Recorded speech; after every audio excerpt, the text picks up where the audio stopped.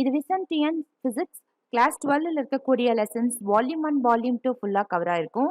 இந்த லெசன் வந்து உங்களுக்கு லெசன் 2 கரண்ட் எலக்ட்ரிசிட்டியில இருக்கக்கூடிய தியரி அண்ட் ப்ராப்ளம்ஸ் இருக்கும். இதுல இருக்கக்கூடிய பார்ட் 1 பார்ட் 2 பார்ட் 3 சீரிஸ் வரிசையா வந்தீங்கன்னா லெசன் ஃபுல்லா கவர் ஆயிரும். ப்ராப்ளம்ஸும் இன்க்ளூடடா இருக்கும். Check it in the description box. இப்போ இதுல வந்து ஒரு பாயிண்ட் கடையில கேட்பாங்க. அப்ப பாயிண்ட் கடையில கேட்கும்போது நீங்க ஸ்பெசிஃபிகேஷன் உங்களுக்கு வேணும். எந்தெந்த பாயிண்ட் கடையில வந்து ஆன்சர் கேட்குறாங்க அப்படிங்கறத நல்லா நோட் பண்ணி வச்சுக்கணும். ஓகேவா? அப்பதான் வந்து நம்மளால ஆன்சர் பண்ண முடியும். இப்ப இது மாதிரி ஒரு நிறைய காம்பினேஷன் இப்ப வந்து ஒரு சென்டருக்கோ எங்க போனீங்கனாலும் உங்களோட பர்சனலா நீங்க எப்படி இம்ப்ரூவ் பண்றீங்களோ அதுலதான் உங்களுடைய சக்சஸே இருக்கு. அவங்க வந்து சொல்லிடுவாங்க நீங்க இந்த மாதிரி காம்பினேஷன் இருக்கு, இந்த மாதிரி தியரி இருக்கு அப்படின்னு சொல்லிடுவாங்க. அதுக்கப்புறம் நாம எப்படி வந்து நம்ம அதுல ப்ரொசீட் பண்றோம் அப்படிங்கறத நம்மளோட சக்சஸ் இருக்கு. ஓகேவா? அதனால ஓன் இன்ட்ரெஸ்ட் எடுத்துட்டு ஒவ்வொரு சர்க்கியூட்டையும் ரிசால்வ் பண்ணி பழகிக்கோங்க. இது கண்டிப்பா இதுல ஒரு 4 மார்க், அதுல ஒரு 4 மார்க், 8 மார்க்ஸ் ஸ்டெபிளைஸ்டா உங்களால வாங்க முடியும். Physics as far as physics is concerned. Okay, இங்க கேட்டிருக்காங்க பாருங்க. Calculate the equivalent resistance between A and B இந்த கிவன் சர்க்கியூட் அப்படின்னு கேட்டிருக்காங்க. ஈக்குவலன்ட் சர்க்கியூட் நம்ம கண்டுபிடிக்கணும். ஏ அண்ட் பில ஈக்குவலன்ட் சர்க்கியூட் ஈக்குவலன்ட் ரெசிஸ்டன்ஸ் வந்து கண்டுபிடிக்கணும். எந்தெந்த பாயிண்ட் கடையில ஏங்கிற பாயிண்ட் கடையில பிங்கிற பாயிண்ட் கடையில கண்டுபிடிக்கணும். ஓகேவா? இது வந்து நம்ம 3 செக்ஷனா பிரிச்சுக்கணும். ஓகே, நம்ம புக்ல வந்து 3 செக்ஷனா பிரிச்சு கொடுத்துருக்காங்க. ஓகேவா? பாருங்க செக்ஷன் 1.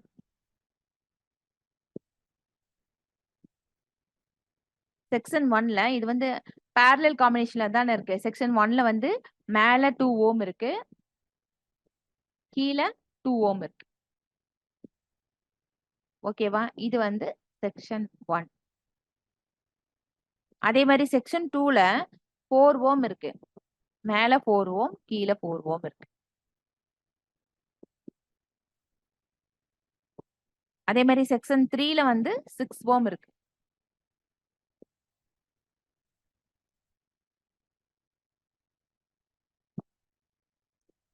இப்ப 2 பாயிண்ட் ஏங்கிற பாயிண்ட் பிங்கிற பாயிண்ட் கிடையில தான் நம்ம கண்டுபிடிக்கணும். இது வெரி வெரி ஈஸி.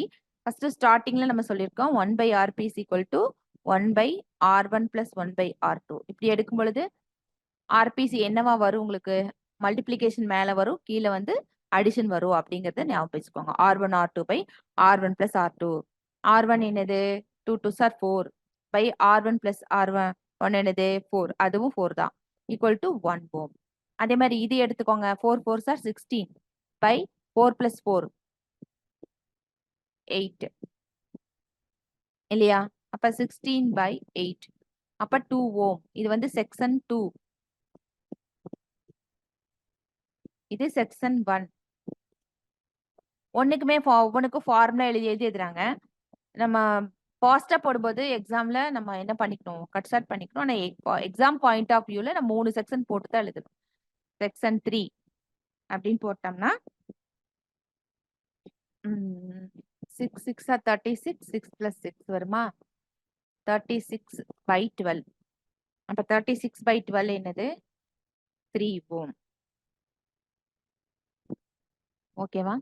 இப்ப வந்து நம்ம என்ன பண்ண போறோம் அப்படின்னு கேட்டோம்னா எல்லாமே வந்து இப்ப நம்ம சிம்பிள் ரெசிஸ்டன்ஸை நம்ம கொண்டு வந்துட்டோம். முதல்ல parallel காம்பினேஷன்ல இருந்தது இல்லையா? இது ஏ, இது பி பாயிண்ட். parallel காம்பினேஷன்ல இருந்தது இல்லையா? இப்ப இது 1 ஓம் இருக்கு, இது வந்து 2 ஓம் இருக்கு, இது வந்து 3 ஓம் இருக்கு. ஓகேவா? அப்ப இது மூணுமே சீரியஸ்ல தானே வந்துருச்சு. அப்ப சீரியஸ்ல வந்துருச்சுன்னா நமக்கு என்ன formula? R1 plus R2 plus R3. அப்ப 1 plus 2 plus 3 is equal to 6 ஓம். ஓகேவா? 6 ஓம் நமக்கு கிடைச்சிருச்சு இந்த ஈக்குவேஷன் பொறுத்த அளவுக்கு, இந்த சர்க்கியூட் பொறுத்த அளவுக்கு. ஓகேவா? இந்த மாதிரி தான் ஒவ்வொரு ப்ராப்ளம் ரிசால்வ் பண்ணணும். சப்போஸ் நம்ம டயக்ராம் கேட்டாங்கன்னா கூட எக்ஸாம்ல சொல்றேன், நான் போர்டு எக்ஸாம்ல சொல்றேன். டயக்ராம் வந்து உங்களுக்கு டயக்ராம் கூட மார்க் சில நேரத்தை கொடுத்துருவாங்க. அதனால இப்படி ஏபி அப்படின்னு போட்டு சொல்யூஷன் அப்படின்னு போட்டு நீட்டா ப்ரெசென்ட் பண்ணு. ஓகேவா? The equivalent resistance between A and B is அப்படின்னு போட்டுட்டு இந்த மாதிரி நம்ம என்ன பண்ணிக்கலாம்? சொல்யூஷன் வந்து நம்ம போட்டுக்கலாம். ஓகேவா? அடுத்தது பாருங்க எக்ஸாம்பிள்.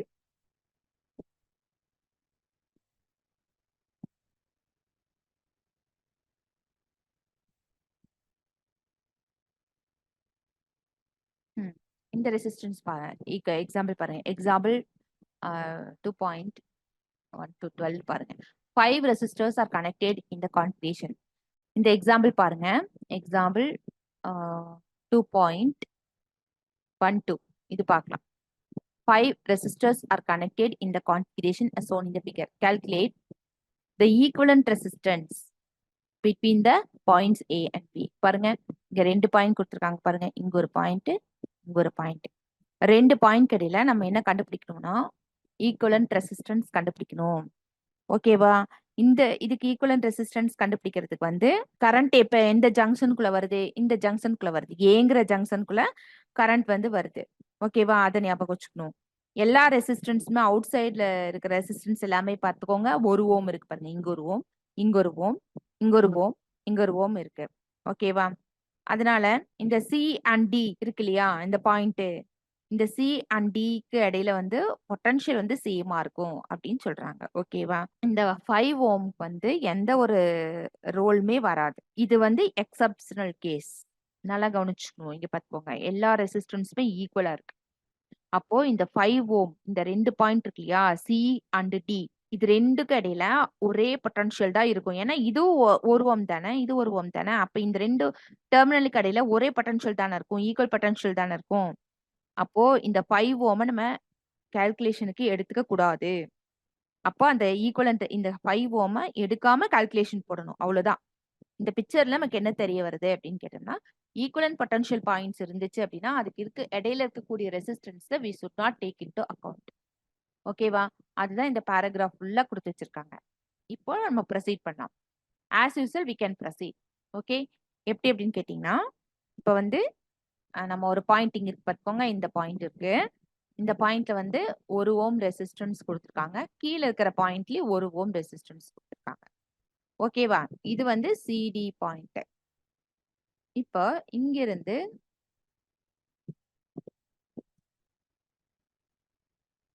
ஓகேவா, இது பி பாயிண்ட், இது ஏ பாயிண்ட்.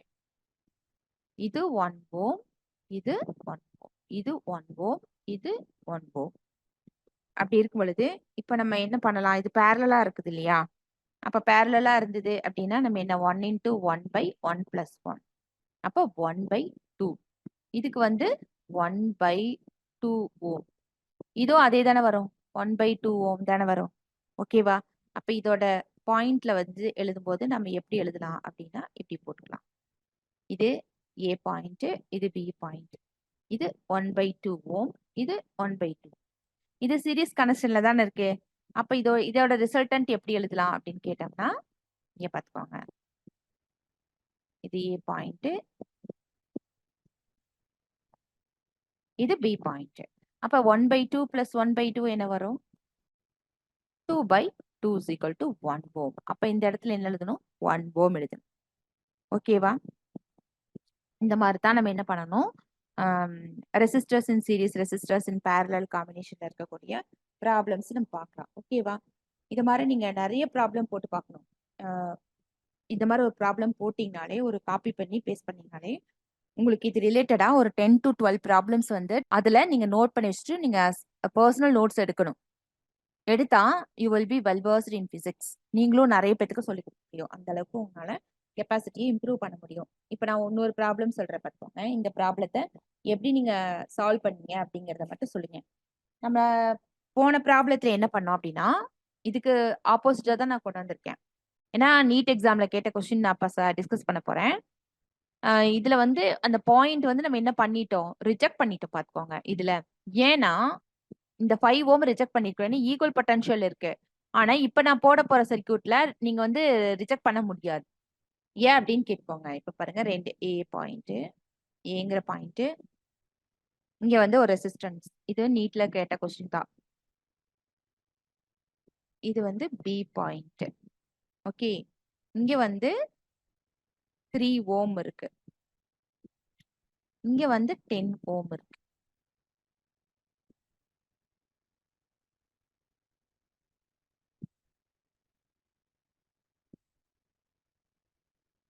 ஓகேவா? இங்க வந்து ஒரு 7 ஓம் இருக்கு.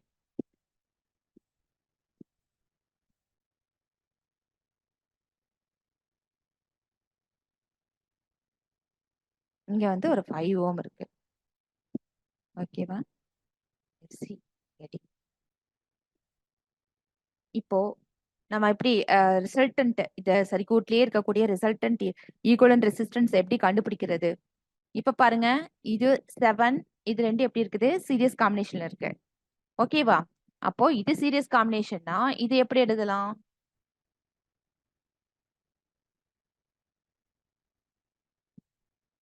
இது எப்படி எழுதலாம்னா, மேல வந்து சீரியஸ்ல இருக்கிறதுனால இது 10 ஓம். இந்த 10 ஓம் வந்து அப்படியே வருது. அப்ப இதுவும் பேரலல்ல தானே இருக்கு.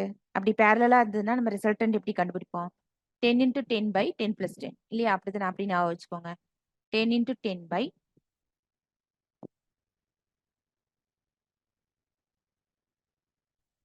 அப்ப 10 by 2 is equal to 5. இது வந்து டைரக்டாவே RP தான். ஓகே, நான் தான் திருப்பி வச்சிருக்கேனே R1 R2 by R1 plus R2 அப்படின்னு சொல்லி போட்டு அப்ப டைரக்டா நம்மளுக்கு ஆன்சர் கிடைச்சிரும். ஓகே, அதுல நம்ம தெளிவா இருக்கணும். இப்போ இந்த இடத்துல வந்து பாத்துக்கோங்க, இது ரெண்டும் சீரியஸ் காம்பினேஷன் தானே. 9 5 சீரியஸ் காம்பினேஷன் தான். அப்ப 9 plus 5 வந்து 14 ஓம். ஓகேவா? அப்ப இந்த ரெசிஸ்டன்ஸ் இது வரைக்கும் என்ன 5 ஓம் தானே. அப்போ 14 ஓமும் கீழே இருக்கக்கூடிய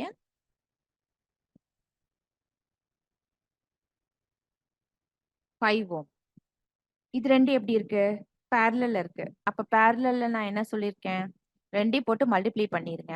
14 into 5 by 14 plus 5 17 equal to 70 by 17.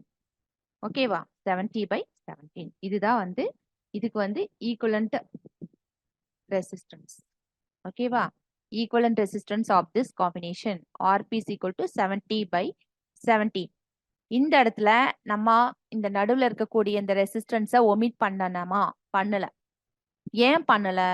ஏன்னா கொடுத்திருக்கிற அதர் ரெசிஸ்டன்ஸ் எல்லாம் வந்து டிஃபரெண்டா இருக்கு. அதனால நம்ம பண்ணக்கூடாது. ஓகேவா? இதுதான் இந்த ரெண்டுக்குள்ள டிஃபரன்சஸ். ஓகேவா? நீங்க இப்ப என்ன பண்றீங்க அப்படின்னா, அடுத்தது வந்து ரெசிஸ்டன்ஸ் வந்து கண்டுபிடிக்கணும். சப்போஸ் நம்ம ஏதோ ஒரு பிராக்டிக்கல் எக்ஸ்பெரிமெண்ட் எல்லாம் செய்யறோம் அப்படின்னு கேட்டோம்னா, அந்த கலர் கோடு பார்க்கணும். அது கலர் கோடு அடுத்த டாபிக் வந்து கலர் கோட் அப்படின்னு சொல்லிட்டு இதுல பாருங்க தெளிவா கொடுத்துருப்பாங்க பாருங்க. Colour code for carbon resistors அப்படின்னு கொடுத்துருக்காங்க. ஓகேவா? இப்ப இந்த மாதிரி இது வந்து ஒரு ரொம்ப கம்மி விலை தான். ஒரு 10 ரூபாய்க்கு பாத்தீங்கன்னா கிட்டத்தட்ட ஒரு 6 7 ரெசிஸ்டர்ஸ் கொடுப்பாங்க. கடையில போய் கேட்டோம்னா கொடுப்பாங்க. அதுல வச்சு நம்ம எத்தனை ஓம் அப்படின்னு கண்டுபிடிக்கணும். இங்க இருக்குது பாருங்க, கலர்ஸ் இருக்குது பாத்துக்கோங்க. கலர்ஸ் வச்சுட்டு நம்ம இது எத்தனை ஓம் இந்த ரெசிஸ்டர்ஸ் அப்படின்னு கண்டுபிடிக்க முடியும் நம்மளால. ஓகே, இது கிரீன் கலர்ல இருக்கு, எல்லாமே வந்து பிளாக்ல இருக்கு. இப்ப இந்த இதுல எல்லாம் பாத்துக்கோங்க, உங்களுக்கு கலர்ஸ் வந்து தெளிவா கொடுத்துருப்பாங்க பாருங்க. கலர் கோடு இது வந்து கிரீன், இது ப்ளூ, ஆரஞ்சு, கோல்டன் கலர். இது கோல்டன் இருக்கு, சில்வரும் இருக்கு. இதுல கோல்டன் கலர் இருக்கும், சில்வர் கலரும் இருக்கும். ஓகே, ஒரு இதுல இல்லையா பாத்துக்கோங்க, சில்வர் கலர்ஸ் இருக்கும். அதுதான் கலர் கொடுத்துருப்பாங்க பாருங்க. இப்போ இத கூட சிம்பிளா கூட ஞாபகம் வச்சுக்குவாங்க. இது அப்படி நம்ம ஞாபகம் வச்சுக்கணும், கண்டிப்பா ஞாபகம் வச்சுக்கணும். P P Roy, PP Roy in Great Britain. In Great Britain very good wife. அப்புறம் கோல்டு சில்வர் கலர்லெஸ் ஞாபகம் வச்சுக்கணும். தனியா இது ஞாபகம் வச்சுக்கணும். கோல்டு சில்வர் கலர்லெஸ் நாங்க படிச்சது காலேஜ்ல. இப்ப பிபி ராய் கிரேட் பிரிட்டன் அப்படின்னு ஞாபகம் வச்சுக்கணும். இங்க பாருங்க, பிபி ராய் ஃபர்ஸ்ட்டுக்கு வந்து பீனா பிளாக், பிளாக்க வந்து ஃபிக்ஸ் பண்ணிக்கணும். ஃபர்ஸ்ட் பிரவுனு கொண்டு போயிடக்கூடாது. BB Roy Great Britain very good wife, very good wife. ஓகேவா? இந்த மாதிரி நோட் பண்ணி வச்சுக்கணும். இப்ப இதுக்கெல்லாம் 1 2 3 போட்டுக்கோங்க. கோல்டுக்கெல்லாம் வந்து 10⁻⁻1, சில்வருக்கு வந்து 10⁻⁻2. கலர்லெஸ் அது வந்து உங்களுக்கு ஒண்ணுமே கொடுக்கல. அதுக்கு கலர்லெஸ்க்கு ஒண்ணுமே இல்லை. இப்பெல்லாம் பவர்ஸ் போட்டு பார்த்துக்கலாம்.